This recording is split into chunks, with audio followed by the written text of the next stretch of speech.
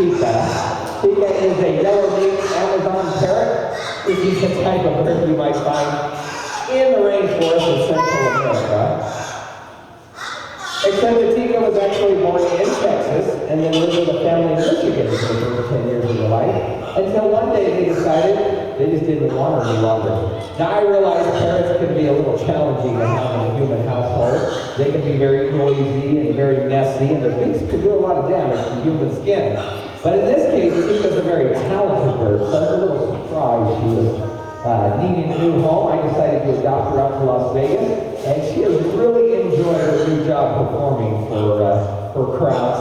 I even took her on a TV show called America's Got Talent a couple of summers ago, and we walked out on that huge theater called the Dolby Theater in Hollywood, where they give out the Academy Awards. Pretty big, scary spot for a bird, but she started talking and jabbering away just like she's doing now, so that's when you know that she enjoys all of this. So let me see if I can get her to talk for us today here. Let's get this thing on. It says a little battery, but it's working. All right, hi. Well, hello. I'm good. Yes, I'm a happy birdie. You sound like a happy birdie. Tell everybody your full name. Over here. Your name. What's that? Tika Bonica. Very, very cute. Let's play a couple games. How about this one? Remember this one? Peekaboo. That's right. Here's another one. Watch your feet. Now when I actually do grab her foot, that changes to... There you go. And now I want you to throw everybody some kisses. Kisses?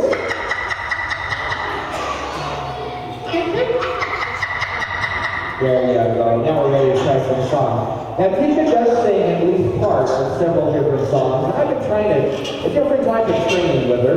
I'm trying to get her to associate her songs with different colors.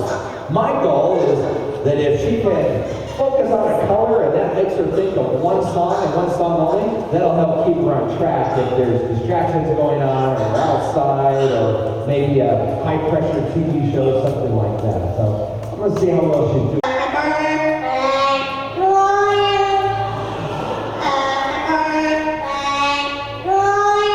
There you go, good job.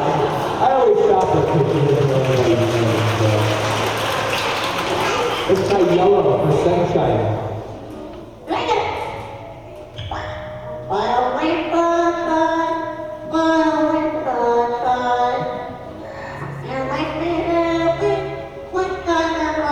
There you go, good job. All right, let's try blue.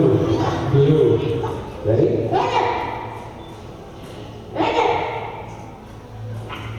Oh my God! All right, that's cute, but there's two EIs. That's her evil voice. It goes with her evil laugh.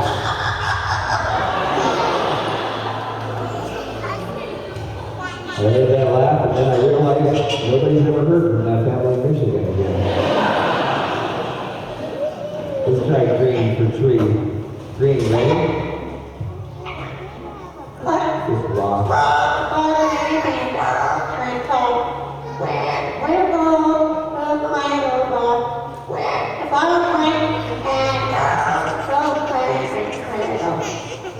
All right, we skipped a few words, but that's okay.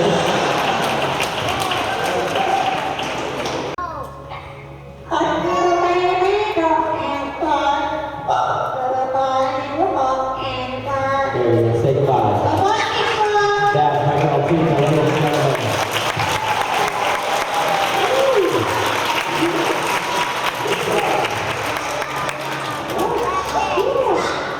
Yeah. I know. From Siegfried and Roy. She only weighs about 7 pounds and has a wingspan just about 5'2". But her name is Sheba, and she is a battler eagle. Now, battler eagles are pretty rare in the United States. There's only been a few that were imported. She's one of only 25 battler eagles known in the United States.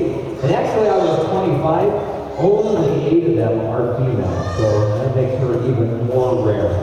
Now these birds originally come from Tanzania, Mozambique, Zimbabwe, all the way down to South Africa. And in the wild, they hunt mostly reptiles and snakes, including cobras. That's right, these guys are a little bit venomous snake resistant. They have a lot of extra thick scales on the feet, and they have a very fast movement with their head. Plus, for some reason or another, they have adapted to venomous snakes who use more heat reflection to find out where their food or their enemies are. So when this bird spreads its wings, all of the heat is reflecting back from under the wings where there's no body.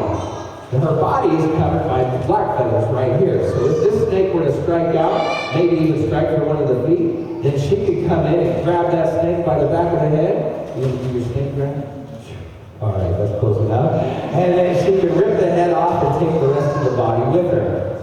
Now, they're goats and livestock. And then unfortunately, in comes 50, 60 vultures, maybe an eagle or two, some white-necked ravens, some pied crows, and a whole lot of birds are dead from that one carcass. In fact, across Africa, vulture populations are down 93%. So it's a huge, huge problem. Yeah, I know, you're a little bit antsy. Okay, we're going to walk you down over here. There you go. Now, we do have a male for Sheba. I've tried to get a breeding program started with her.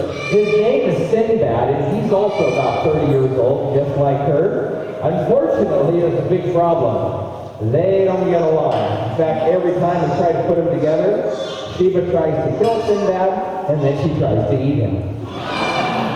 Not a very good breeding program, I'll admit that. But we do keep them in side-by-side flight cages, and since they'll live to be maybe into their 40s, like some of our bald and golden eagles have, maybe there's still a little bit of time to see if we can get them together. But Sheba has, in 26 years, performed with me, appeared with me all around the United States, taken her on Leno and Letterman and Animal Planet. We even did a function at the White House where she got to hang out all evening with Buzz Aldrin, and we met dignitaries from around the world. I couldn't tell you who they all were, but everybody was pretty impressed that they were meeting the eagle who walked on the moon and the eagle that he was hanging out with that night. So let me see if I can get a short flight out of her. I know she hasn't felt completely comfortable in here yet.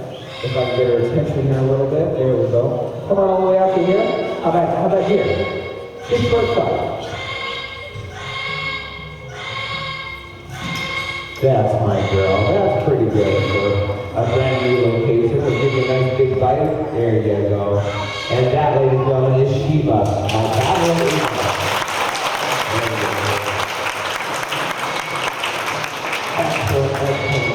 This is no emu. This is Cassius, and he is a double-wattled cassowary.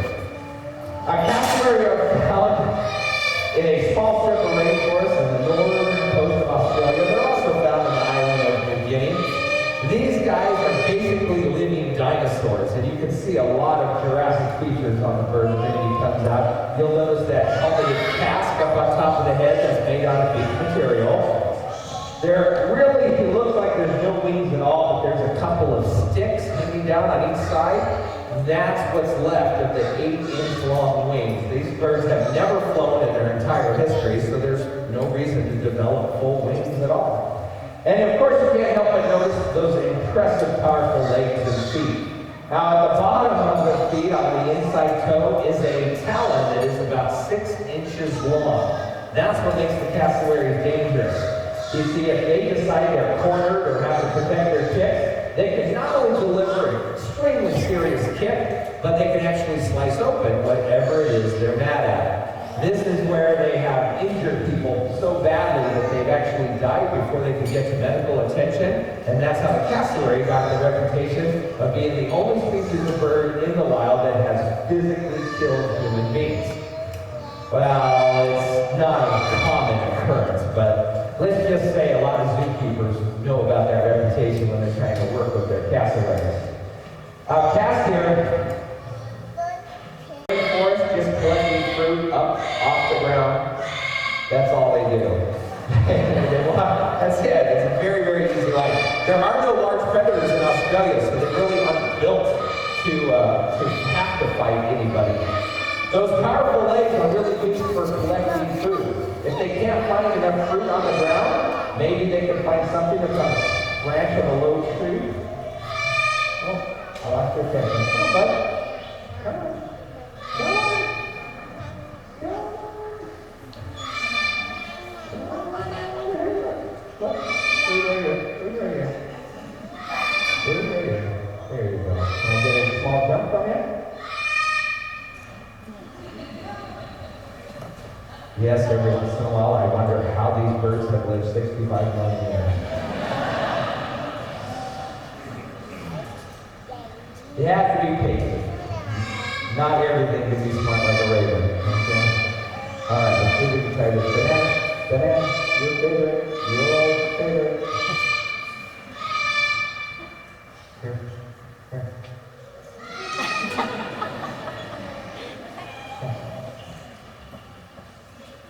Let him take one first. There we go. And then we'll have the second one. Small cup. Oh, sorry.